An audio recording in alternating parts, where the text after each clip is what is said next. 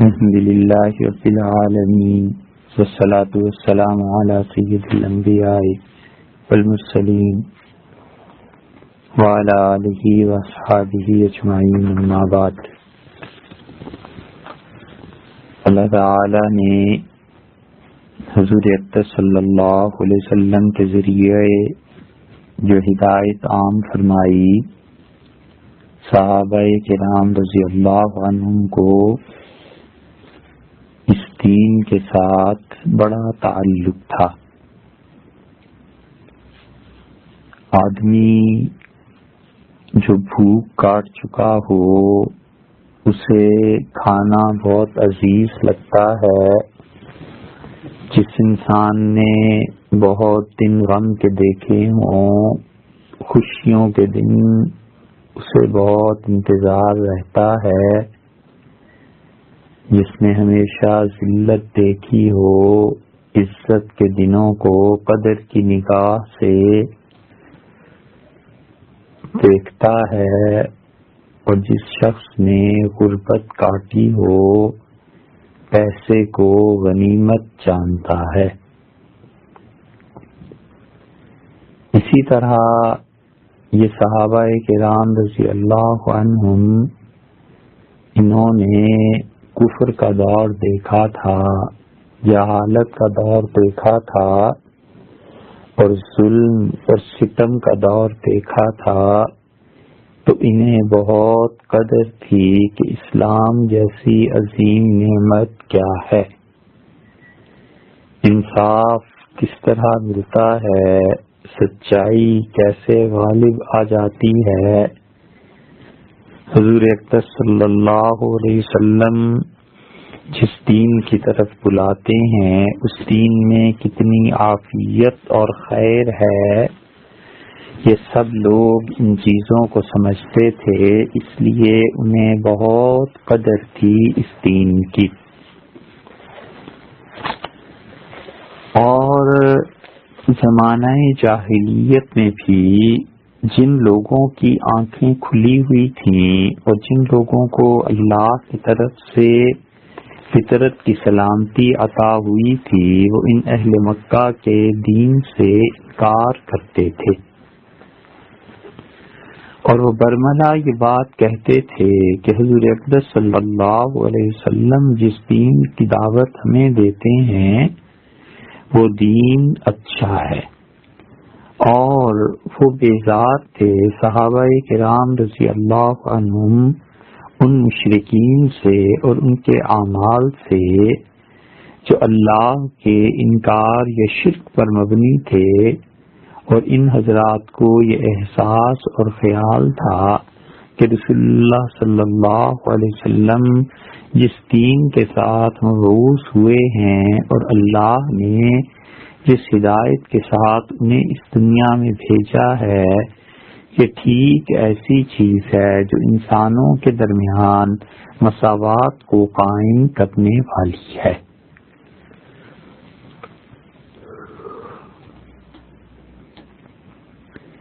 ان لوگوں میں ایک حضرت زید ابن عمر رضی اللہ عنہ تھے، اور یہ والد تھے حضرت سعید رضی اللہ عنہ کے، اور سعید بن زید بن عمر بن نفیل، یہ ان لوگوں کا نسب بنتا ہے، اور سعید رضی اللہ عنہ عشرۂ مبشرہ میں سے ہیں۔ حضور اقدس صلی اللہ علیہ وسلم نے جن 10 صحابہ کرام رضی اللہ عنہ کو بار بار جنت کی بشارت سنائی، ان میں یہ ایک ہستی حضرت سعید بن زید رضی اللہ عنہ کی تھی، اور اسی لیے انہیں عشرۂ مبشرہ کہا جاتا ہے کہ ان 10 کے لیے حضور صلی اللہ علیہ وسلم نے بار بار جنتی ہونے کی گواہی دی۔ ان کی والدہ کا نام فاطمہ بنت باہجہ تھا، اور فاطمہ بنت باہجہ بن ملیح بنو خزاعہ قبیلے سے تعلق رکھتی تھیں، اور حضرت عمر رضی اللہ عنہ کی یہ چچا زاد بہن تھی، اور ان کی بیٹی فاطمہ یعنی فاطمہ بنت باجہ کی بیٹی، ان کا نام بھی فاطمہ تھا، اور وہ جو تھیں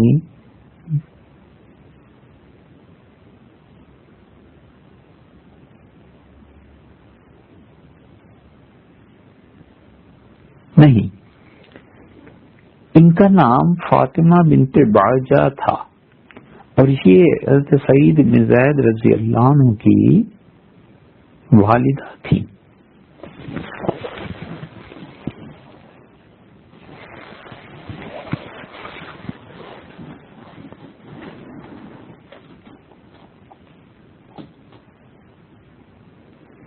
اور ان کی اہلیہ کا نام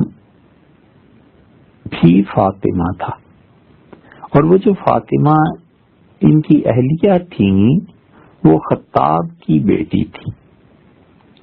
تو سعید بن زید رضی اللہ عنہ کی والدہ، ان کا نام بھی فاطمہ تھا، اور ان کی جو اہلیہ تھی ان کا نام بھی فاطمہ تھا،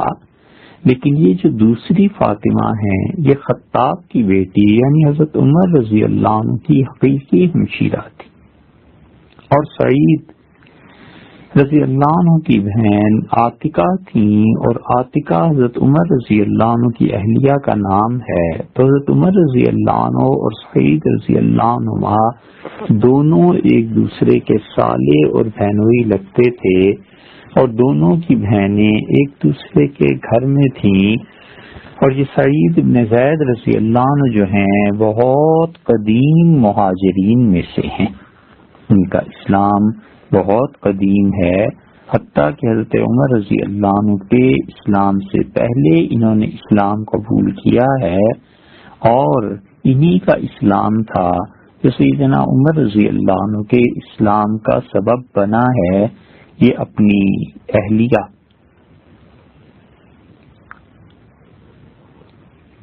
حضرت فاطمہ رضی اللہ عنہ کے ساتھ قرآن پاک کی تعلیم حاصل کر رہے تھے، تو حضرت عمر رضی اللہ عنہ اپنی اسی ہمشیرہ فاطمہ کے گھر آئے، اور پھر انہوں نے جب قرآن کریم کو سنا تو وہی قصہ پیش آیا جو عام طور پر کتابوں میں لکھا ہوا ہے، اور اس کے آخر پر کیا آتا ہے کہ پھر حضرت عمر رضی اللہ عنہ نے اسلام کو قبول کر لیا، اور یہ بہن فاطمہ اور یہ ان کے بہنوئی سعید رضی اللہ عنہما ان کے اسلام کا سبب بنے ہیں، اور اسی لیے پھر ان حضرات نے حضرت عمر رضی اللہ عنہ کے اسلام پہ بڑی خوشی کا اظہار کیا، اور رسول اللہ صلی اللہ علیہ وسلم جب مدینہ منورہ تشریف لے گئے تو آپ نے بدر کے میدان کے لیے دشمنوں کی حرکتوں کی اطلاع پانے کے لیے 2 آدمیوں کو روانہ کیا، ان میں سے ایک حضرت طلحہ بن عبداللہ تھے اور ایک حضرت سعید ابن زید رضی اللہ عنہ تھے، اور ان دونوں کو حضور اقدس صلی اللہ علیہ وسلم نے بھیجا کہ جا کر خبر لائیں اس بات کی کہ قریش مکہ کیا کر رہے ہیں۔ تو یہ دونوں واپس آئے، لیکن جب یہ آئے ہیں تو اس وقت بدر ہو چکا تھا، تو حضور اقدس صلی اللہ علیہ وسلم نے ان کو پھر بھی بدر کے شریک صحابہ کرام رضی اللہ عنہ میں سے سمجھا، اس لیے کہ قریش مکہ کا ہی قافلہ تھا جو گیا تھا شام تجارت کے لیے، اور یہ واپس لوٹ رہے تھے وہاں پر مکہ مکرمہ، اور ان لوگوں نے اس تجارت میں بڑا نفع کمایا تھا، اور رسول اللہ صلی اللہ علیہ وسلم کو اندازہ تھا کہ یہ مال اور پیسہ جب مکہ والوں کے پاس آیا تو یہ پہلے سے بھی بڑھ کر حملہ ہم پر کریں گے، تو حضرت صلی اللہ علیہ وسلم نے اس قافلے کو ختم کر دینے کا ارادہ ظاہر فرمایا، اور اللہ نے بھی اس سلسلے میں قرآن کریم میں جو آیات نازل کی ہیں اس کی تفسیر میں مفسرین نے یہی لکھا ہے کہ رسول اللہ صلی اللہ علیہ وسلم بدر میں جہاد کے لیے تشریف نہیں لے گئے تھے، بلکہ حضور اقدس صلی اللہ علیہ وسلم کا جانا اصل میں اس قافلے کو لوٹنے کے لیے تھا، تاکہ مال غنیمت حاصل کیا جائے اور ان کافروں کی معیشت پر کاری ضرب لگے اور اسی کی وجہ سے یہ لوگ کبھی بھی مسلمانوں کے خلاف لڑ نہ سکیں، جنگ نہ کر سکیں۔ لیکن ہوا وہ جو اللہ کو منظور تھا، بدر ہو گئی، اور رسول اللہ صلی اللہ علیہ وسلم نے ان دونوں کو جو بھیجا تھا تو واپسی پر ان دونوں کے لیے، یعنی حضرت طلحہ ابن عبید اللہ کے لیے اور حضرت سعید رضی اللہ عنہ، ان دونوں کے لیے حضور اقدس صلی اللہ علیہ وسلم نے ان دونوں کے لیے مال غنیمت بھی دیا، اور ان دونوں کو بتایا کہ اللہ کے ہاں ان کا اجر بھی ہے، یعنی اللہ نے وہی اجر ان کا رکھا ہے جو بدری صحابہ کرام رضی اللہ عنہ کا رکھا ہے، اور اللہ نے ان کے لیے یہ بھی حصہ مقرر کر دیا ہے کہ غنیمت میں وہ اتنا ہی مال پائیں گے جتنا کہ مال ان صحابہ کرام رضی اللہ عنہ کو ملا جو کہ غزوہ بدر میں خود حقیقتاً شریک تھے۔ حضور اقدس صلی اللہ علیہ وسلم سے حضرت طلحہ رضی اللہ عنہ نے اصل میں سوال کیا تھا کہ اللہ کے رسول، مراد ان کی یہ تھی کہ ہم تو بدر میں شامل نہیں ہو سکے، تو کیا اب ہم بدر والوں جیسا مقام پائیں گے؟ تو رسول اللہ صلی اللہ علیہ وسلم نے فرمایا تھا بالکل، آپ کو بھی ایسے ہی ثواب اللہ دے گا جیسے کہ بدر والے صحابہ کرام رضی اللہ عنہ کو ملا ہے، کیونکہ صرف وہی لوگ نہیں ہیں مجاہد شمار کیے جاتے جو غزوے میں شریک ہوئے ہیں، بلکہ ان کے لیے جو کام کرتے ہیں، جو ان کے لیے سپلائی کرتے ہیں، جو ان کے لیے خبریں لے کر آتے ہیں، یہ سارے کے سارے محکمے مل کے کچھ لوگوں کو لڑا رہے ہوتے ہیں، یہ سارے محکمے سپورٹو ہوتے ہیں پیچھے، اور سب ہر طرح کی انفارمیشنز اور سامان پرووائڈ کرتے ہیں، تب جا کر فوج جنگ لڑ سکتی ہے۔ تو رسول اللہ صلی اللہ علیہ وسلم نے ان دونوں کے لیے بتایا کہ اللہ تعالیٰ ان دونوں کو اجر دے گا، حضرت سعید رضی اللہ عنہ کو بھی اور حضرت طلحہ رضی اللہ عنہ کو بھی، اور یہ دونوں حضرات اس بات پر بہت خوش تھے۔ صحابہ کرام رضی اللہ عنہ کے لیے یہ بہت بڑی بات تھی کہ حضور اقدس صلی اللہ علیہ وسلم کی زبان مبارک سے کوئی ایک جملہ ان کی تعریف میں نکل جائے، کوئی ایک جملہ حضور اقدس صلی اللہ علیہ وسلم کی طرف سے ایسا مل جائے جو بشارت کے درجے کا ہو۔ یہ لوگ اس کو اپنے لیے ہر چیز سے بہتر جانتے تھے، کیونکہ یہ جانتے تھے کہ حضور صلی اللہ علیہ وسلم زبان سے وہی بات کہتے ہیں جو اللہ کی طرف سے انہیں عنایت فرمائی جاتی ہے، جس کا اللہ کی طرف سے حکم ہوتا ہے۔ اسی لیے اس بات کا اندازہ اور وقت کا احساس پیدا کرنے کے لیے اور اس بات کو سمجھنے کے لیے اب احنف ابن قیس رحمت اللہ علیہ کے حالات پر غور کریں۔ یہ احنف ابن قیس جو تھے بہت بڑے تابعین میں سے تھے۔ ابو بحر ان کی کنیت تھی، اور کچھ لوگوں نے کہا کہ احنف کا اصل نام صخر تھا۔ کچھ بھی ہو، انہوں نے حضور اقدس صلی اللہ علیہ وسلم کا زمانہ پایا، لیکن نبی کریم صلی اللہ علیہ وسلم کی زیارت نہیں کر سکے، دیر سے پہنچے مدینہ منورہ، اور اس وقت تک وہ عہد رسالت علیہ الصلوۃ والسلام وہ نبٹ چکا تھا، وہ چادر لپٹ چکی تھی، تو حضور صلی اللہ علیہ وسلم نے ان کے لیے دعا فرمائی تھی۔ یہ اتنا بڑا شرف تھا کہ حضور اقدس صلی اللہ علیہ وسلم نے ان کی غیر موجودگی میں جو ان کے لیے دعا کر دی تھی کہ الاستیعاب فی معرفت الاصحاب رضی اللہ عنہ میں ابو عمر یوسف بن عبداللہ بن محمد بن عبد البر القرطبی نے ان کو صحابہ کرام رضی اللہ عنہ کی فہرست میں ذکر کیا۔ انہوں نے لکھا ہے کہ اگرچہ انہوں نے رسول اللہ صلی اللہ علیہ وسلم کو نہیں دیکھا تھا، لیکن ایک تو یہ اس دور میں تھے، اور ہم نے اس لیے ان کا صحابہ رضی اللہ عنہ ذکر کر دیا ہے کہ اگرچہ یہ اسلام لائے تھے رسول اللہ صلی اللہ علیہ وسلم کی زیارت کیے بغیر، لیکن ایک تو انہیں وہ دور مل گیا اور پھر حضور صلی اللہ علیہ وسلم نے ان کے لیے دعا کی تھی. اتنی قدر تھی اس دعا کی کہ احنف بن قیس رحمۃ اللہ علیہ کہتے تھے کہ میں حضرت عثمان رضی اللہ عنہ کے دور خلافت میں ایک مرتبہ طواف کر رہا تھا تو بنو لیث قبیلے کے ایک صاحب تشریف لائے اور وہ پہچان گئے کہ یہ احنف ہیں، تو انہوں نے میرا ہاتھ پکڑا اور کہنے لگے، فرمانے لگے میں آپ کو ایک خوشخبری دوں. میں نے کہا جی ضرور. انہوں نے کہا آپ کو یاد ہے جب حضور صلی اللہ علیہ وسلم نے مجھے آپ کے قبیلے کی طرف بھیجا تھا اور مجھے یہ حکم دیا تھا کہ میں بنی سعد کی طرف جاؤں اور میں ان لوگوں کو اسلام کی دعوت دوں اور اللہ کی طرف بلاؤں. تو انہوں نے کہا پھر میں آپ لوگ کے قبیلے میں آیا تھا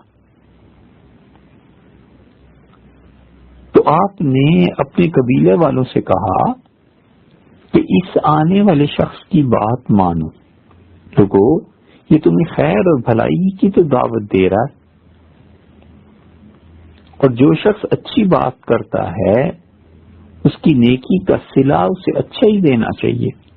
اچھائی کا جواب اچھائی سے ہی دینا چاہیے. تو آپ کو معلوم ہے پھر میں واپس جب مدینہ منورہ آیا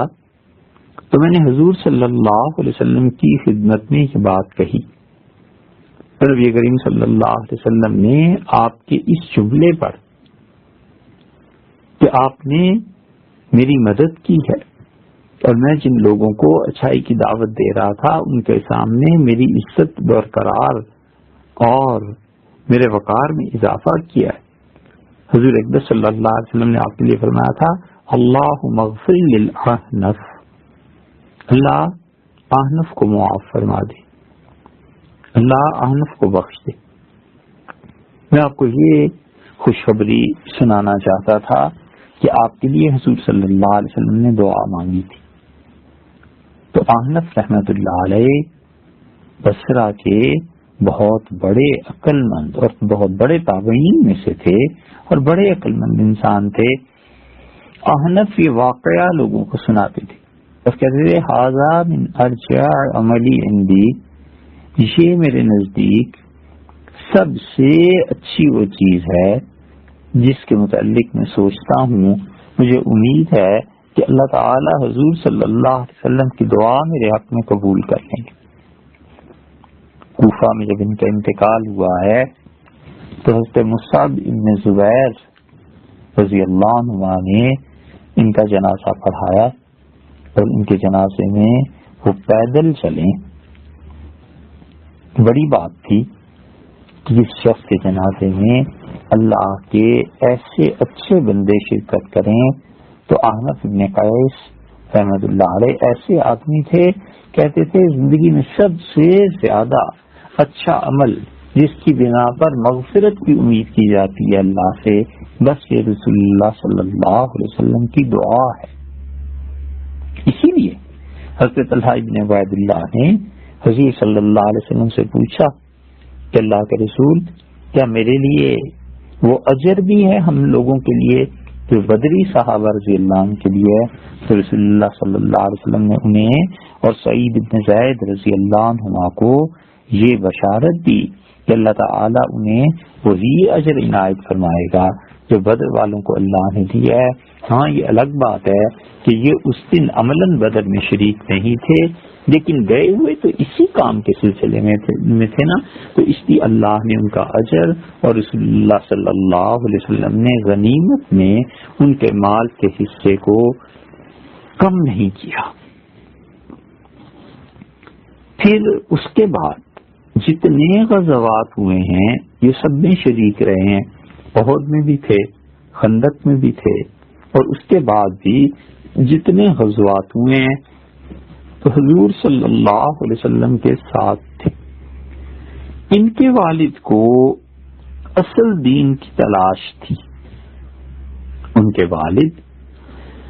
زید ابن عمر ابن نفیل تھے، وہ اپنے گھر سے نکلے مکہ مکرمہ سے، اور انہوں نے چاہا کہ اللہ کے صحیح دین کو حاصل کریں، اور حضور اقدس صلی اللہ علیہ وسلم نے اس وقت تک نبوت کے متعلق اعلان نہیں فرمایا تھا، لیکن انہیں تلاش تھی۔ اور زید بن عمر رضی اللہ عنہ نکلے ہیں اور انہوں نے کہا کہ میں ضرور سچے دین کو تلاش کروں گا، اور وہ کوئی ایسا گوشت نہیں کھاتے تھے جو بتوں کے نام پر ذبح کیے گئے ہوں، اور نہ ہی وہ مردار کا گوشت کھاتے تھے، اور نہ خون پیتے تھے یا کھاتے تھے۔ چل پڑے، اور ان کے ساتھ ورقہ ابن نوفل بھی چلے۔ یہ دونوں دوست تھے، اور انہوں نے کہا کہ کہیں سے اصل دین مل جائے اس پہ چلیں گے۔ یہودیوں کے ہاں گئے تو یہودیوں نے انہیں اپنا دین پیش کیا، تو انہوں نے اس دین کو سمجھا۔ ورقہ ابن نوفل رضی اللہ عنہ یہودی ہو گئے، اور انہوں نے اس مذہب کو قبول کر لیا، ان کے جی کو لگا، لیکن پھر بھی وہ چلے آگے، اور انہوں نے کہا جا کر نصارہ کا دین بھی دیکھتے ہیں۔ تو ورقہ ابن نوفل رضی اللہ عنہ نے عیسائیوں میں پہنچ کے ان کا دین قبول کر لیا اور یہودیت کو چھوڑ دیا۔ پہلے شرک کرتے تھے، اس سے نکلے تو یہودیت میں چلے گئے، یہودیت سے نکلے تو نصرانیت عیسائی ہو گئے، اور یہودیوں کا دین ترک کر دیا۔ اور زید بن عمر رضی اللہ عنہ جو تھے، یہ اس اعتبار سے مشرک تو نہیں تھے، اور ورقہ بن نوفل رضی اللہ عنہ بھی اصل میں ایسے مشرک نہیں تھے، لیکن کچھ نہ کچھ اعمال شرک کے زندگی میں تھے۔ اصل دین کی تلاش پھر بھی جاری تھی، لیکن بس عیسائیت پہ پہنچ کر رک گئے۔ اور زید بن عمر رضی اللہ عنہ نے عیسائیت کو بھی قبول نہیں کیا، حتیٰ کہ جب حضور صلی اللہ علیہ وسلم آئے ہیں تو زید رضی اللہ عنہ کا تو انتقال ہو چکا تھا، ورقہ ابن نوفل رضی اللہ عنہ زندہ تھے، اور انہی کے پاس حضرت خدیجہ رضی اللہ عنہ لے گئی تھی، اور حضرت خدیجہ رضی اللہ عنہ نے اسلام کے متعلق انہی سے یہ بات سنی تھی۔ حضور صلی اللہ علیہ وسلم پر جو چیز پیش آئی تھی انہیں بتائی گئی، تو انہوں نے کہا کہ یہ وہی فرشتہ ہے جو حضرت موسیٰ علیہ السلام پر وحی لے کے آیا تھا، وہی آپ کے پاس آیا ہے۔ کاش کہ میں اس دن زندہ ہوتا جس دن آپ کی قوم آپ کو یہاں سے نکال دے گی، یعنی مکہ مکرمہ سے۔ یہ بڑی عجیب بات تھی رسول اللہ صلی اللہ علیہ وسلم کی۔ تعجب سے ارشاد فرمایا کہ اب مخرج کیا ہوں، کیا وہ مجھے نکال دیں گے؟ یعنی میں مکہ والوں کی آنکھ کا تارا ہوں، ان کے نزدیک صادق اور امین ہوں، کبھی مکہ والے بھی مجھے نکال سکتے ہیں؟ انہوں نے کہا یہ جو فرشتہ ہے نا، یہ جب وحی لے کر آتا ہے تو قوم اس آدمی کی دشمن ہو ہی جاتی ہے، اس پر وحی آتی ہے، اور پھر اسے ہجرت کرنا ہی پڑتی ہے۔ کاش مجھ میں اس دن طاقت ہوتی اور میں آپ کی مدد کرتا، کاش آپ قوم کو اس بات سے منع کرتا کہ آپ کو تکلیف نہ دیں کبھی۔ یہ اس طرح کی فکرے محدثین کے نزدیک یہ ان کا ایمان ہی تھا، گویا کہ انہوں نے عیسائیت بھی چھوڑ دی اور حضور صلی اللہ علیہ وسلم پر ایمان لے آئے۔ پھر اس سے بھی اندازہ ہوتا ہے کہ حضور صلی اللہ علیہ وسلم نے ورقہ ابن نوفل رضی اللہ عنہ کو جنت میں دیکھا تھا، اور آپ نے فرمایا میں نے دیکھا سفید لباس پہنے ہوئے گھوم رہے تھے۔ تو معلوم ہوتا ہے کہ انہوں نے یہودیت کے بعد عیسائیت اور عیسائیت کے بعد گویا اسلام کی اجمالاً تصدیق کر دی، اور اللہ تعالی نے معاف فرما دیا۔ لیکن زید بن عمر جو تھے، انہوں نے یہودیت کو بھی نہیں قبول کیا، عیسائیت کو بھی قبول نہیں کیا۔ عیسائیوں نے جب اپنا دین پر پیش کیا تو انہوں نے کہا کہ ما ھذا الا کدین قومنا، یہ کچھ بھی نہیں ہے سوائے اس کے کہ جو ہماری قوم کا دین ہے وہی ہے، جو مشرکین مکہ کرتے ہیں وہی تم کرتے ہو، فرق کیا ہے؟ عندکم من اللہ ذکر ولا ذکر عندہم، بس آپ لوگوں کے پاس ایک کتاب ہے انجیل،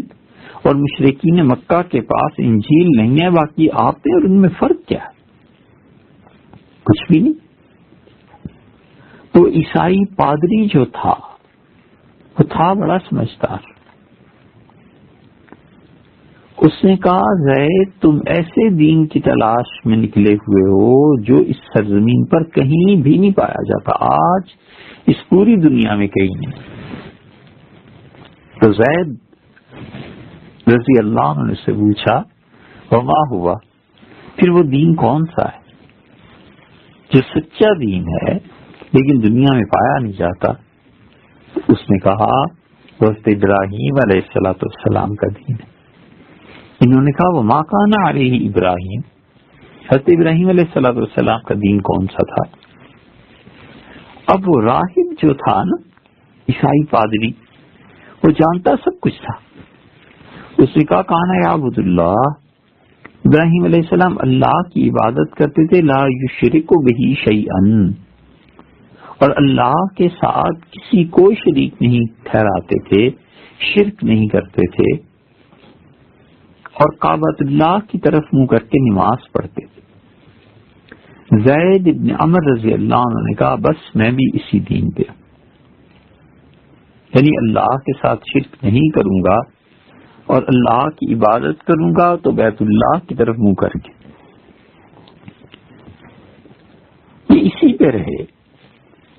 نہ یہودی ہوئے نہ عیسائی ہوئے نہ مشرکین مکہ سے ملے، بس اسی پر رہے۔ بہت نیک بندے تھے، بہت نیک بندے تھے مکہ والے۔ یہاں کے کافر جب اپنی بیٹیوں کو دفن کرنے جاتے تھے، انہیں خبر ہو جاتی تھی، چلے جاتے تھے اور جا کے اس بچی کو اٹھا لیتے تھے اور کہتے تھے اس بچی کو قتل نہ کرو، اس بچی کو زندہ درگور نہ کرو، مجھے دے دو، اور لے کے آ جاتے تھے اور ان بچیوں کو پالتے تھے۔ آپ کو معلوم ہے کتنی بچیوں کی انہوں نے پرورش کی؟ مکہ مکرمہ کی تاریخ میں آتا ہے کہ 360 بچیوں کو اس شخص نے بچایا، اور 360 بچیوں کو اس شخص نے وہاں پالا۔ معمولی بات نہیں، بہت بڑی نیکی ہے۔ حضرت عائشہ رضی اللہ عنہا کی، ام المومنین رضی اللہ تعالی عنہا کی بڑی بہن حضرت اسماء رضی اللہ عنہا فرماتی ہیں، اور تقریباً 10 سال بڑی تھی عمر میں حضرت عائشہ رضی اللہ عنہا سے۔ وہ کہتی تھی کہ میں نے زید ابن عمر کو دیکھا تھا، ان کی عمر زیادہ تھی نا، تو زید ابن عمر جو تھے ان کا انتقال تو رسول اللہ صلی اللہ علیہ وسلم کی نبوت سے پہلے ہو گیا ہے۔ تو اسماء رضی اللہ عنہا کہتی ہیں کہ میں نے زید ابن عمر ابن نفیل کو دیکھا تھا، اور میں نے اس حال میں دیکھا کہ وہ کعبۃ اللہ سے ٹیک لگا کے بیٹھے ہوئے تھے اور فرماتے تھے قریش والو واللہ لا آکل ما ذبح لغیر اللہ، اللہ کی قسم جو جانور اللہ تعالی کے علاوہ کسی اور کے لیے نظر مانا گیا ہے میں اسے بالکل نہیں کھاتا۔ واللہ ما علی دین ابراہیم احد غیری، اور اللہ کی قسم حضرت ابراہیم علیہ السلام کے دین پر آج کوئی نہیں ہے سوائے میرے، یعنی ایک اکیلا میں رہ گیا ہوں جو حضرت ابراہیم علیہ السلام کے دین پر ہے، اور کوئی اس دنیا میں ایسا نہیں رہا جو آج یہ دعویٰ کرے کہ وہ اس سچے دین کو لیے ہوئے ہے جو سچا دین حضرت ابراہیم علیہ السلام کو اللہ نے دیا تھا۔ اور پھر بتاتے تھے لوگوں میں کوئی جانور نہیں کھاتا جو اللہ کے علاوہ غیر کے نام پر ذبح کیا جائے۔ اور مکہ مکرمہ میں یہ بہت بڑی کفر اور بدعت کی حرکتوں میں سے تھا. کفر اس لیے کہ اللہ کے ساتھ شرک کرتے تھے، جانور اللہ نے دیے اور غیروں کے نام پر ذبح کرتے تھے. بدعت اس اعتبار سے کہ کسی نے یہ دین نہیں دیا انبیاء علیہ الصلوۃ والسلام میں سے، اپنے پاس سے ایک دین نکال دیا. اللہ تعالی نے اسی لیے سورہ نام میں خاص طور سے اس ذبح کے مسئلے کو چھیڑا ہے اور بتایا ہے کہ کافر کس طرح ذبح میں بھی شرک کرتے ہیں. اللہ نے فرمایا وَجَعَلُوا لِلَّهِ مِمَّا ذَرَأَ مِنَ الْحَرْثِ وَالْأَنْعَامِ نَصِيبًا، اور جو مویشی اللہ نے دیے، جو کھیت فصل اللہ نے انہیں دی ہے، یہ اس میں بھی اللہ کے شریک بناتے ہیں اور کہتے ہیں کہ یہ اتنا حصہ ہمارے خیال میں اللہ کا ہے، وَهَذَا لِشُرَكَائِنَا، اور یہ اتنا حصہ ہے جو ان شریکوں کا ہے جو ہم نے اللہ کے لیے شریک بنائے. اور اللہ تعالیٰ فرماتے فَمَا كَانَ لِشُرَكَائِهِمْ فَلَا يَصِلُوا إِلَى اللَّهِ، اور جو کچھ انہوں نے بتوں کے نام پر رکھا ہے اسے اللہ تک نہیں پہنچنے دیتے. وَمَا كَانَ لِلَّهِ فَهُوَ يَصِلُ إِلَى شُرَكَائِهِمْ، اور جو اللہ کا حصہ ہے وہ بتوں کی طرف پھیر دیتے ہیں، ان کو دے دیتے ہیں. سَاءَ مَا يَحْكُمُونَ، اللہ نے فرمایا کیا برا انصاف ہے جو تم کرتے. یہ کافر مشرک اپنے کھیتوں میں سے، فصلوں میں سے، اپنے مویشیوں میں سے، مویشیوں کے جو بچے پیدا ہوتے تھے ان میں اللہ تعالی کی نیاز بھی دیتے تھے اور بتوں کی بھی نظر اور نیاز دیتے تھے. پھر جو جانور دیکھتے تھے کہ اللہ کے نام پر ہم نے نیاز پیش کی لیکن ہے یہ جانور اچھا خوبصورت ہے، زیادہ گوشت اور دودھ والا ہے، اسے بتوں کی طرف کر دیتے تھے. اور بتوں کی طرف کوئی اچھا جانور ہوتا تھا تو اسے اللہ کے نام پہ نہیں دیتے تھے. تو نظر اور نیاز یہ اللہ ہی کا حق ہے کہ اس کی راہ میں دے. اور اللہ تعالی کے نام پر جانوروں کو ذبح کرے،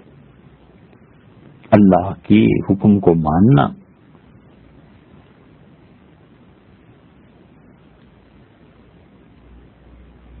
اور اللہ تعالی کے حکم کے مطابق ذبح کرنا یہ سب نیکی کے کام ہے. لیکن مشرکین ان نیکیوں سے کوسوں دور تھے. اور کوسوں دور کیا، انہوں نے انبیاء علیہ السلام کی تعلیم کو بگاڑ دیا تھا. اسی لیے یہ آتا ہے اللہ نے فرمایا وَكَذَلِكَ زَيَّنَ لِكَثِيرٍ مِّنَ الْمُشْرِكِينَ قَتْلَ أَوْلَادِهِمْ شُرَكَاؤُهُمْ لِيُرْدُوهُمْ وَلِيَلْبِسُوا عَلَيْهِمْ دِينَهُمْ. شیطان مشرکین کو بہت ہی اچھی دکھائی گئی ہے وہ راہ، یہ اپنی اولادوں تک کو قتل کر دیتے ہیں بتوں کے نام پہ تاکہ یہ ہلاک کریں اور شیاطین ان کا دین ان پر خلط ملط کر دیں. وَلَوْ شَاءَ اللَّهُ مَا فَعَلُوا، اور تیرا پروردگار اگر چاہتا تو یہ کام نہ کرتے. فَذَرْهُمْ وَمَا يَفْتَرُونَ، چھوڑ دیجئے آپ ان کو اور ان کے جھوٹ کو. اور اللہ نے ان مشرکین کی حرکتیں بیان کی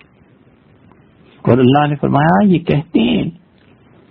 کہ یہ کچھ مویشی ہیں، یہ کچھ فصلیں ہیں، ہجرن منع ہے، لا يطعمها الا من نشاء بزعمهم، جو ہم نے اپنی رسومات مقرر کر رکھی ہیں ان کے علاوہ کوئی نہ کھائے. وَأَنْعَامٌ حُرِّمَتْ ظُهُورُهَا، اور بعض مویشی ایسے ہیں کہ ان کی پیٹھ پر چڑھا نہیں جا سکتا، ان پہ سواری نہیں کی جا سکتی. اب بھی آپ دیکھیں مشرک اقوام اور ہندو کچھ جانور اپنے بتوں کے نام پر چھوڑ دیتے ہیں، اور ان بتوں کے نام پر چھوڑے ہوئے جانوروں کی پیٹھ پر نہیں بیٹھا جا سکتا۔ وَأَنْعَامُ اللَّهِ يَذْكُرُونَ اسْمَ اللَّهِ عَلَيْهِ افْتِرَاءً عَلَيْهِ، اور اللہ نے کہا بعض جانور جو ذبح کرتے ہیں اللہ کا نام ہی اس پہ نہیں لیتے، جھوٹ بولتے ہیں۔ سَيَجْزِيهِمْ، اللہ تعالیٰ انہیں سزا دے گا، بِمَا كَانُوا يَفْتَرُونَ، یہ جو جھوٹ بکتے۔ اسی لیے اللہ نے فرمایا قد خسر الذین قتلوا اولادهم سفہا بغیر علم، بلا شبہ ٹوٹے، نقصان، خسارے میں گئے وہ لوگ جنہوں نے اپنی اولادوں کو قتل کر دیا نادانی سے بغیر علم کے۔ وحرموا ما رزقهم اللہ افتراء علی اللہ، اور اللہ پر جھوٹ باندھا، جھوٹ بولا، اور جو کچھ اللہ نے رزق دیا تھا اس رزق کو انہوں نے حرام قرار دیا۔ قد ضلوا وما كانوا مهتدين، اور بلا شبہ بہک گئے اور سیدھے راستے پہ نہیں آئے۔ یہ حال ہر قوم کا تھا۔ اللہ تعالی نے خود فرمایا یہودیوں کے متعلق بھی وَعَلَى الَّذِينَ هَادُوا حَرَّمْنَا كُلَّ ذِي ظُفُرٍ، اور یہودی ہم نے ان پہ حرام کیا تھا ہر وہ جانور ظفرن جو ناخن والا تھا، من البقر والغنم، اور بقر والغنم گائے اور بکری، حرمنا علیہم شحومہما، ہم نے ان دونوں جانوروں کی چربیاں ان پر حرام کر دی تھی یہودیوں پر۔ نہ بکرے نہ گائے کی چربی کو کھا سکتے تھے، نہ بکری کی چربی کو کھا سکتے تھے، الا ما حملت ظہورہما، ہاں مگر وہ چربی جو ان دونوں جانوروں کی پیٹھ سے برآمد ہوتی تھی، اب الحوایا یا آنکھوں کے گرد لپٹی ہوئی ہوتی تھی، مختلط بعظم یا ہڈی کے ساتھ ملی ہوئی ہوتی تھی، ذالک جزیناہم ببغیہم، یہ ہم نے ان کو سزا دی تھی ان کی شرارت پر، انہیں مار پڑی تھی۔ وَإِنَّا لَصَادِقُونَ، اے نبی صلی اللہ علیہ وسلم ہم سچ کہتے ہیں۔ مویشیوں میں سے ناخندار یعنی اونٹ ان پہ حرام تھا، اصل میں حرام نہیں تھی۔ اللہ تعالیٰ نے بار بار ان قوموں کا ذکر کیا، اور اللہ نے بتایا ہے کہ یہ لوگ خدا کے دین کو خراب کرنے والے تھے، یہ اللہ تعالیٰ کے دین میں اپنی طرف سے نئی نئی چیزیں ایجاد کرنے والے تھے۔ اسی لیے اللہ تعالیٰ نے بہت کھلے لفظوں میں فرمایا ہے کہ فَمَن يُرِدِ اللَّهُ أَن يَهْدِيَهُ يَشْرَحْ صَدْرَهُ لِلْإِسْلَامِ، اللہ جس کو چاہتا ہے کہ راہ دکھائے اس کا سینہ کھول دیتا ہے اور وہ اسلام پر کے حکم کی اتباع کرتا ہے، مگر جو مشرکین اللہ کے حکم کو ماننے والے نہیں تھے، اللہ تعالیٰ نے بتا دیا کہ اللہ کے حکم کو نہیں مانتے اور خدا ان بات کی سزا انہیں دے گا۔ تو یہ مشرکین اس طرح جانوروں کو اللہ کے علاوہ اپنے بتوں کے نام پر ذبح کرتے تھے، نیاز کہتے تھے۔ زید بن عمر رضی اللہ عنہ ان چیزوں کو دیکھتے تھے اور صاف کہتے تھے کہ دیکھو میں ان جانوروں کو نہیں کھاتا۔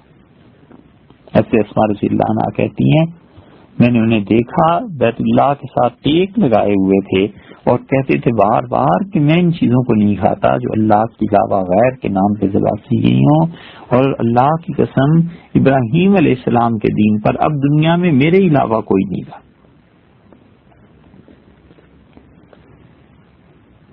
تو ورقہ نے عیسائیت قبول کر لی تھی، یہ پھر اس کے بعد دونوں دوست پھر چلے، موصل گئے۔ موصل عراق میں ایک علاقہ ہے، وہاں ایک پادری سے ملے تو اس نے انہیں اترتے ہوئے دیکھ کے سواری سے کہا یہ سوار کون آیا ہے، کہاں سے ہے؟ تو انہوں نے کہا مکہ سے آئے ہیں، ابراہیم علیہ الصلوۃ والسلام نے جو خدا کا گھر بنایا تھا وہاں کے رہنے والے ہیں۔ تو اس نے پوچھا پھر کیا چاہتے ہو؟ انہوں نے عرض کیا کہ دین، زندگی گزارنے کا طریقہ۔ تو اس نے کہا اچھا پھر آؤ میں تمہیں دین بتاتا ہوں، سکھاتا ہوں۔ تو اس نے نصرانیت کی چیزیں پیش کی، اللہ کے ساتھ شرک پر مبنی۔ انہوں نے کہا اس کی ضرورت نہیں ہے، تو وہ سمجھ گیا، وہ عیسائی راہب عقل مند آدمی تھا نا، تاڑ گیا کہ جس چیز کو طلب کر رہے ہیں وہ چیز ہی کچھ اور ہے. اس نے کہا اچھا تو پھر جس دین کو تم چاہتے ہو نا، میں تمہیں بتاؤں وہ عنقریب تمہارے اپنی طرف کوئی ظاہر ہونے والا ہے، تمہاری اپنی زمین میں. تو بس سے واپس آ گئے. لیکن پھر ان کا انتقال ہو گیا اور رسول اللہ صلی اللہ علیہ وسلم کی بعثت مبارکہ اس کے بعد ہوئی ہے. اس وقت تک نبی کریم صلی اللہ علیہ وسلم کی رسالت کا اعلان نہیں ہوا تھا، اللہ کی طرف سے وحی نہیں آئی تھی. تو یہ جب آئے ہیں تو کئی مرتبہ یہ کہتے تھے اُذْتُ بِمَا عَاذَ بِهِ ابراہیم، میں اس اللہ کی بنا میں آتا ہوں جس سے بنا حضرت ابراہیم علیہ السلام مانگا کرتے تھے کہ اللہ مجھے گمراہی سے اپنی پناہ میں لے لے، اللہ لوگوں کے شر سے مجھے بچا لے. اُذْتُ بِمَا عَاذَ بِهِ ابراہیم. تو ان کا انتقال ہو گیا تو ان کے بیٹے سعید رضی اللہ عنہ حاضر ہوئے اور حضور اقدس صلی اللہ علیہ وسلم سے پوچھا کہ اللہ کے رسول میرے والد ایسے تھے تو ان کا کیا حال ہوا ہوگا. تو رسول اللہ صلی اللہ علیہ وسلم نے فرمایا کہ قیامت میں وہ اکیلے پوری امت کی طرح اٹھائے جائیں گے، یعنی جتنا ثواب اللہ تعالیٰ امتوں کو دیتا ہے اتنا ثواب تمہارے اکیلے والد کو ملے گا. وہ بندہ پوری امت تھا. اسی لیے قرآن نے ابراہیم علیہ السلام کو بھی کہا ہے ان ابراہیم کان امتن، ابراہیم علیہ السلام پوری امت تھے. اس لیے کہ اللہ کا دین جو مٹ گیا تھا اس ایک آدمی نے اپنی قوم میں زندہ رکھا. ابراہیم علیہ السلام کی ساری قوم شرک میں اور اللہ کے ساتھ کفر میں ملوث ہو گئی تھی. بس یہ ایک آدمی ابراہیم علیہ السلام رہ گئے تھے. اللہ نے کہا ان ابراہیم کان امتن، یہ پوری امت تھے. یہی حال ان کا بھی تھا. اسی لیے مجدد کو بہت بڑا اجر اور ثواب ملتا ہے کیونکہ پوری قوم دین کو رد کر چکی ہوتی ہے، بدعات کا شکار ہو چکی ہوتی ہے اور وہ اکیلا آدمی اتباع سنت کی دعوت دیتا ہے، حتیٰ کہ لوگ اس سے ملتے چلے جاتے ہیں اور یہاں تک کہ اللہ کے ہاں وہ اجر پاتے. ان کے بیٹے تھے عمر ابن زید کے سعید رضی اللہ عنہ. حضرت عثمان رضی اللہ عنہ نے سعید رضی اللہ عنہ کے لیے ایک زمین کا ٹکڑا کوفہ میں دے دیا تھا. وہاں یہ رہے ہیں اور بہت عرصہ رہے اور پھر ان کے اور بچے بھی وہیں چلے گئے تھے. 4 بیٹے اللہ نے انہیں دیے تھے. عبداللہ تھے، عبد الرحمان، سعید اور اسود، 4 بیٹے وہاں چلے گئے تھے. اور پھر یہ واپس آئے ہیں مدینہ منورہ میں حضرت معاویہ رضی اللہ عنہ کے دور میں 50 یا 51 ہجری میں، اور پھر ان کا انتقال ہوا ہے اور وہاں دفن کیے گئے ہیں. حضور اقدس صلی اللہ علیہ وسلم کے ساتھ جو تعلق تھا حضرت عثمان رضی اللہ عنہ نے بڑی قدر کی اس کی اور زمین کا ٹکڑا دے دیا. بہت قدر کرتے تھے صحابہ رضی اللہ عنہ. جس شخص کا تعلق تھا حضور اقدس صلی اللہ علیہ وسلم کے ساتھ، یہ لوگ نبی کریم صلی اللہ علیہ وسلم کی وجہ سے ان چیزوں کی بہت عزت کرتے تھے اور بہت زیادہ ان کے حقوق کی ادائیگی کا خیال رکھتے تھے. حضرت سندر رضی اللہ عنہ ہیں، جوان لڑکے تھے اور صحابیت کا شرف انہیں حاصل تھا. زنبا ان کا آقا تھا اور سندر رضی اللہ عنہ ان کے غلام تھے. تو انہوں نے اپنے آقا کی ایک باندی کو چوم لیا اور کچھ ذرا سی بات آگے بڑھی تو آقا جو تھا زنبا اس نے دیکھ لی یہ حرکت، بجائے اس کے کہ کم سزا دیتا اس نے انہیں بہت شدید سزا دی اور ان کے اعضاء جسم کے کاٹ ڈالے. تو یہ سندر اس غم اور دکھ کے ساتھ رسول اللہ صلی اللہ علیہ وسلم کی خدمت میں حاضر ہوئے. تو آپ نے سندر کو واپس بھیجا اور آپ نے فرمایا اپنے آقا کو کہنا کہ جو شخص بھی کسی کے ساتھ ایسی حرکت کرے گا یا جو شخص کسی کو آگ کی تکلیف دے گا تو اس کا غلام اس سے آزاد ہے اور بس وہ اللہ اس کے رسول صلی اللہ علیہ وسلم کا غلام ہو گیا. تو سندر آپ کہیں اس سے کہ آپ کو رہا کر دیں. تو انہوں نے رہا کر دیا, غلامی ختم ہو گئی. پھر یہ سندر آئے ہیں رسول اللہ صلی اللہ علیہ وسلم کے پاس کیونکہ آپ نے فرمایا تھا کہ وہ اپنے آقا سے آزاد ہو جائے گا اور اللہ اور اس کے رسول صلی اللہ علیہ وسلم کا غلام ہو جائے گا. تو نبی کریم صلی اللہ علیہ وسلم سے انہوں نے عرض کیا کہ اللہ کے رسول اب میرے لیے کچھ فرمائیں. تو رسول اللہ صلی اللہ علیہ وسلم نے فرمایا میں ہر مسلمان کو امت میں یہ حکم دیتا ہوں کہ آپ کے ساتھ اچھائی کرتا رہے, نیکی کرتا رہے.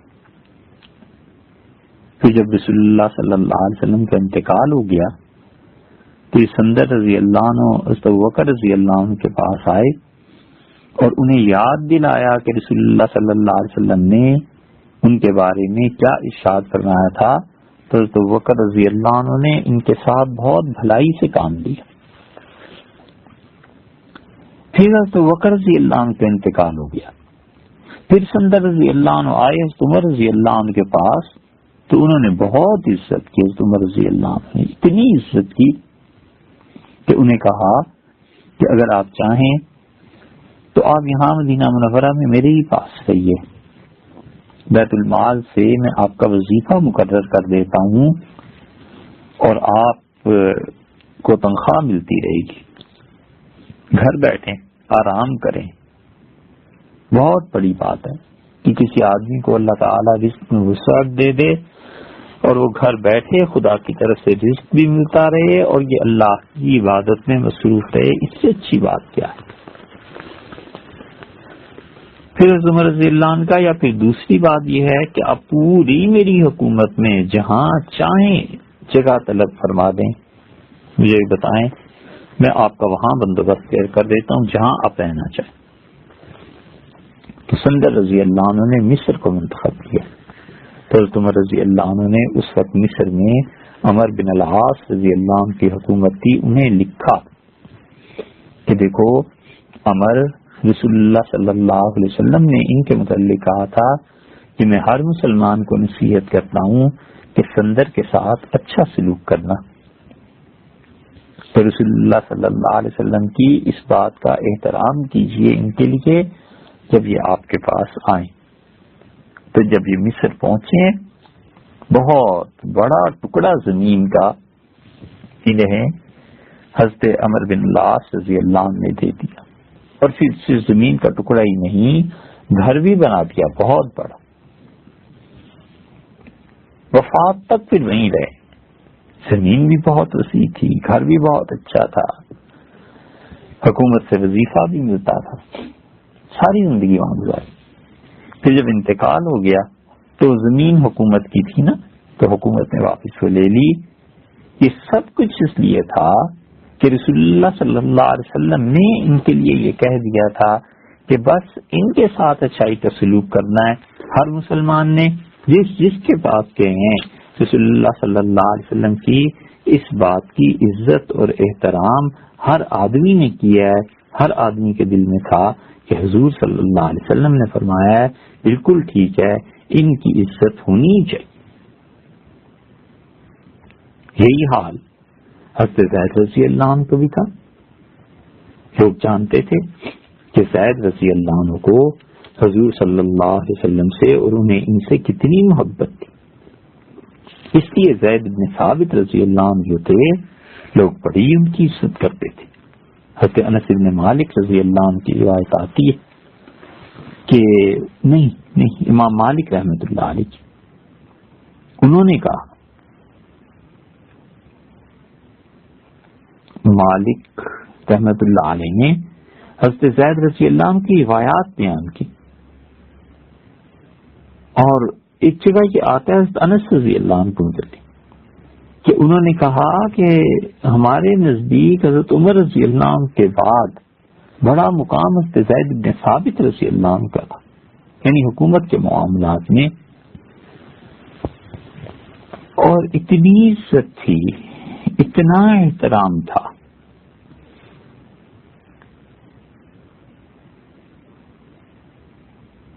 کہ مدینہ منورہ میں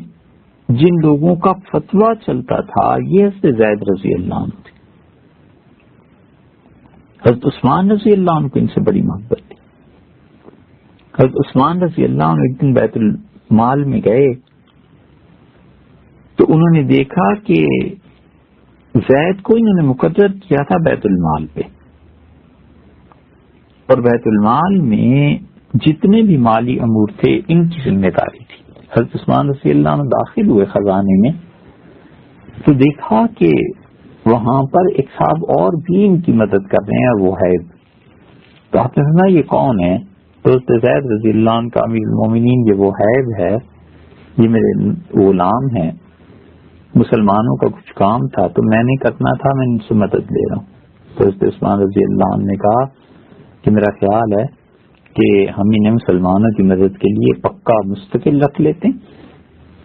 تو ان کا تو حق بھی بنتا ہے، پھر جب یہ مسلمانوں کا کام کر رہے ہیں تو 2000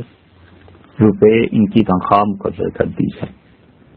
تو اس سے زید رضی اللہ کا نہیں بالمومنی غلام کے لیے 2000 بہت زیادہ ہیں، 1000 کافی،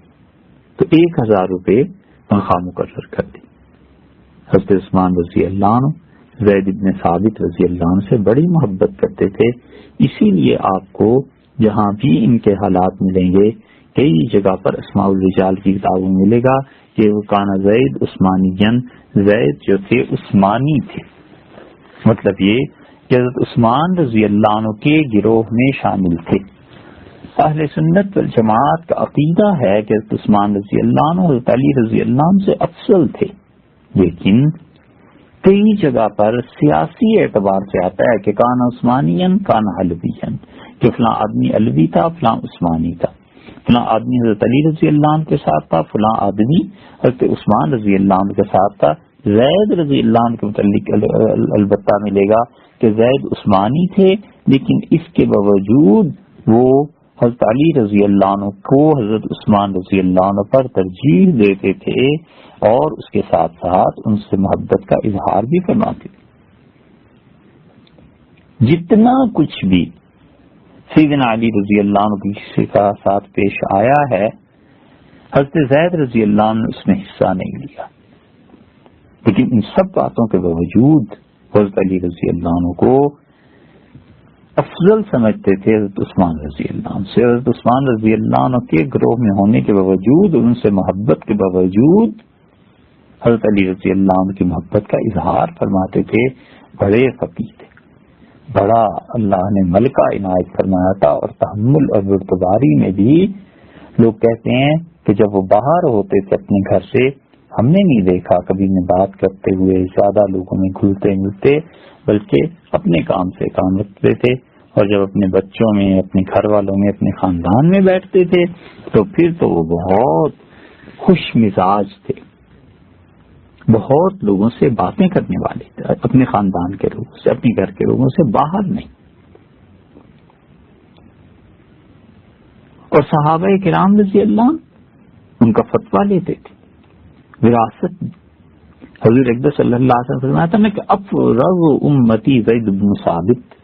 میری امت میں سب سے زیادہ وراثت کا علم اللہ نے زید بن ثابت رضی اللہ عنہ کو دیا ہے۔ اور زید بن ثابت رضی اللہ عنہ سے لوگ آ کر مسائل پوچھتے تھے کہ جناب آپ کیا فرماتے ہیں وراثت کے مسئلے میں، حتیٰ کہ اکابر صحابہ رضی اللہ عنہ اس بات پر فتویٰ دیتے تھے جس پہ زید بن ثابت رضی اللہ عنہ نے فتویٰ دیا تھا۔ غالباً حضرت ابوبکر رضی اللہ عنہ بھی ایک مقام پہ زید بن ثابت رضی اللہ عنہ کی اس افضلیت کا اقرار کیا، اور صحابہ کرام رضی اللہ عنہ کہتے تھے کہ زید بن ثابت دو معاملات میں ہم سب کو پیچھے چھوڑ گئے. ایک، جتنا اللہ نے قرآن کریم میں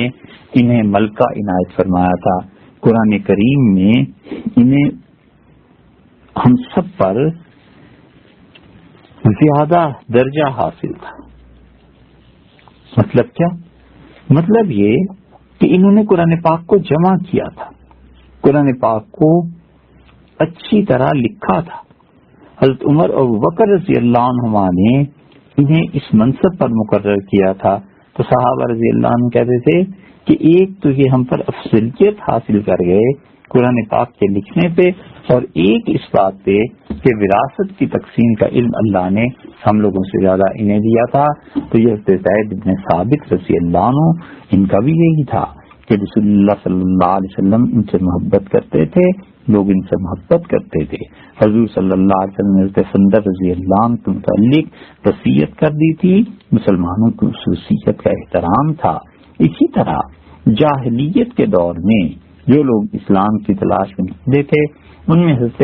زید بن عمر رضی اللہ عنہ کا بڑا مقام تھا. ان کے بیٹے حضرت سعید رضی اللہ عنہ کے متعلق رسول اللہ صلی اللہ علیہ وسلم نے شہادت اور بشارت دی تھی جنت کی. ان کے دلوں میں بڑی قدر تھی، مسلمانوں کے دلوں میں، کہ یہ سب وہ لوگ ہیں جن سے حضور صلی اللہ علیہ وسلم نے اپنی خوشی کا اظہار فرمایا ہے. اس سے معلوم ہوتا ہے کہ صحابہ کرام رضی اللہ عنہ کی جماعت بہت بڑے لوگ تھے. اللہ تعالیٰ نے انہیں اپنے سے خوش رکھا اور اللہ ان سے بھی خوش ہوا اور وہ اللہ سے راضی ہوئے، اللہ تعالیٰ ان سے راضی ہوا. کوشش کرنی چاہیے کہ انسان صحابہ کرام رضی اللہ عنہ کے لیے ایصال ثواب کرتا رہے، ان کے لیے دعا مانگتا رہے، اور دل میں بھی اور زبان پر بھی اس تمنا کا اظہار بھی کرے اور دل میں بھی رکھے کہ اللہ تعالیٰ قیامت کے دن ان پاک حضرات کے مجمع کے ساتھ اٹھائے اور اللہ تعالیٰ قیامت میں ان کی رفاقت نصیب فرمائے.